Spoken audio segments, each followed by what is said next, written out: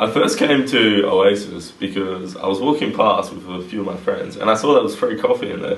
And I'm like, whoa, free coffee, university. And then when I walked in there, I noticed there was some really friendly people in there. So we kept talking and it became a habit slowly that I'd come back to Oasis, me and my friends. And I've always been interested in, different religions, different cultures and stuff.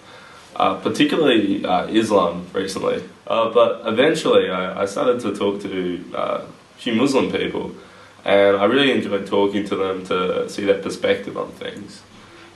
Certainly because of how they're often depicted in the media. So I thought, well, I want to find out the truth. I want to see what the religion is really about. But I can't really see what the religion and the culture is about by just reading their religious texts, because that doesn't really show me what people are about. That just shows me exactly what the religion is about. But I wanted to find out both. So I thought, well, I probably can't do this in Australia so easily, because they're not a larger majority group, they're more of a minority, and that might impact things a bit. So I decided I might go to a Muslim country, why not, over my Christmas holidays. At first I felt for Indonesia, and I talked to Jeff about this and he set me up with someone. Unfortunately that didn't work in the end, but I still plan on going to Indonesia. I was going to go to Indonesia, go to a mosque 9 to 5, study Islam and talk to people. But then when I went on the plane to go to Indonesia, I was actually stopping through Malaysia and then Indonesia, like in Jakarta, to save me money. And I saw this really nice guy, and I told him what I wanted to do, and he suggested to me, why didn't you come to Malaysia instead? And at first I wasn't really interested, but then I started to become more and more interested when he showed me how nice his family were.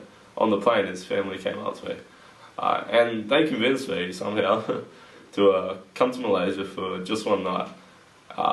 So I did, and they looked after me really well. They got me food, paid for everything. They had a really nice house, and then I eventually just ended up staying there. A few days later they took me to the mosque. I met some of the higher up Muslim scholars there. They were amazing people. They were very hospitable, and I think that's one thing about possibly the Arabic culture or the Islamic faith, that they're very hospitable. They really look after their guests. I think also it's helped me with my study actually. I'm doing international studies with international relations and history, and particularly with the international relations side of things. When there's people perceive the religion wrong, like if they say the wrong thing about it, I can stand up for it, because that has happened. It's also easier for me to go up to Muslim people, I think. Doesn't seem that unusual, it just seems like a normal thing to do. I think I've also become a bit more encouraged to maybe study the Islamic religion further, and I realised as well that there is so much to study. It's not just a single text.